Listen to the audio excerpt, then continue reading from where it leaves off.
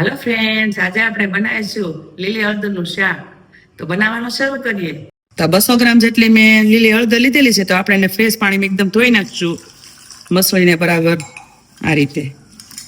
તો બધી એની ધૂળ હોય ને ઉપરની, એ બધી નીકળી જાય, એકદમ સાફ થઈ જાય. પછી આપણે એની છાલ ઉતારીને ખમણવાની છે.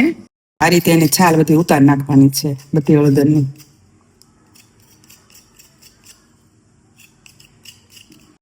તો હળદર આપણે છોલી નાખી છે, બધી ધોઈ નાખી છે ફરી વાર, અને પછી આ રીતે ખમણીની મદદથી આ રીતે ખમણી દેવાની છે બધી. તો હળદરનું શાક બનાવવા માટે આ જાડા તળિયાવાળું તવિયું લીધું છે. તો હવે એમાં આપણે ઘી એડ કરી દઈશું પહેલા, અને ખમણેલી અંદર હળદર એડ કરી દઈશું,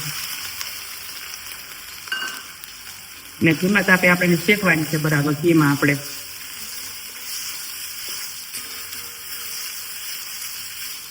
આ રીતે હવે આ બધી શેકાવા દેવાની છે. 5 મિનિટ સુધી એને શેકાવા દઈશું એટલે બધી આપણે આ શેકાઈ જશે. ઘી છૂટું પડે ત્યાં સુધી શેકાવા દેવાની છે આ હળદરને આપણે. અને ધીમા તાપે ચડવા દેવાની, સખત હલાવતું રહેવાનું છે, તો કાચા પણ દૂર થઈ જાય એની અંદર. આ રીતે લીલું લસણ આપણે કટ કરેલું તો અમે એડ કરી દઈશું. તો બરાબર મિક્સ કરી લેવાનું છે. બધું મિક્સ થઈ ગયું છે. તો આપણે થોડાક એની અંદર કાંદા જે કટ કરેલા હતા એ એડ કરી દઈશું. બધું બરાબર મિક્સ કરીને થોડી વાર આપણે ચડવા દઈશું 2 મિનિટ માટે. કાંદા બધા આપણા સતળાઈ જાય અંદર. થોડું મને ઘી ઓછું લાગે છે તો થોડું પાછું ઘી અંદર ઉમેરી દઈએ આપણે. બરાબર મિક્સ કરી લઈએ. તો આ બધું આપણે મિક્સ થઈ ગયું છે. તો આદુ મરચાની જે પેસ્ટ હતી વાટેલી આપણે અમે એડ કરી દઈશું. જે ટામેટા આપણે કટ કરેલા હતા જે એ આપણે એડ કરી દઈશું, ને વટાણા આપણે લીલા એડ કરી દઈશું. બધું બરાબર મિક્સ કરી લેવાનું છે. ધીમી આંચ ઉપર આપણે એને 5 મિનિટ સુધી ચડવા દેવાનું છે. તો લીલા આપણે જે વટાણા છે ને એકદમ ફ્રેશ છે, એ ચડી જાય. તમારી પાસે જે લીલા ન હોય તો તમે સૂકા લઈ પલાળીને બાફીને આમાં નાખી શકો છો. પણ અત્યારે તો સિઝન ચાલે છે એટલે તો ફ્રેશ લીલા વટાણા તમને મળી રહેશે માર્કેટમાં.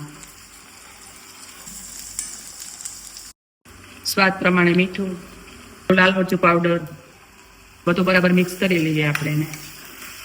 આપણે જે આદુ મરચું નાખીએ હતા એટલે આપણે લાલ મરચું આપણે ઓછું નાખ્યું છે. આમાં તમે જેવું તીખું ખાતા હોય એ પ્રમાણે તમે નાખી શકો છો. શાક આપણું 50% જેટલું ચડી ગયું છે. તો આપણે અંદર એકદમ મોળું દહીં નાખવાનું છે, ખાટું દહીં નથી નાખવાનું. એક વાટકો ભરીને આપણે દહીં નાખી દેવાનું છે એમાં, અને આપણે બરાબર મિક્સ કરી લેવાનું છે આ રીતે.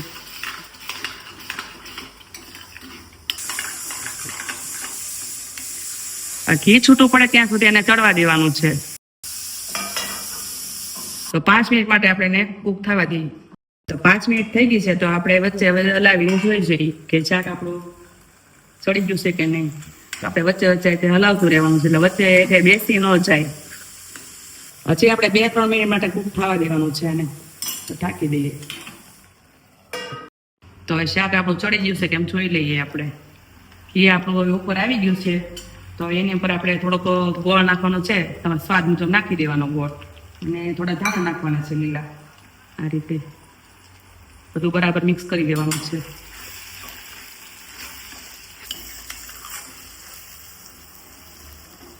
શાક બનીને આપણું રેડી છે. તો હવે આપણે ગેસ બંધ કરીને નીચે ઉતારી લઈએ. આ શાક તમે કોઈ પણ વસ્તુ, રોટલા, રોટલી, ભાખરી, બધી જ વસ્તુ સાથે તમે ખાઈ શકો છો. વિડીયો તમને જોવો ગમ્યો હોય તો લાઈક કરો, શેર કરો અને સબસ્ક્રાઈબ કરજો.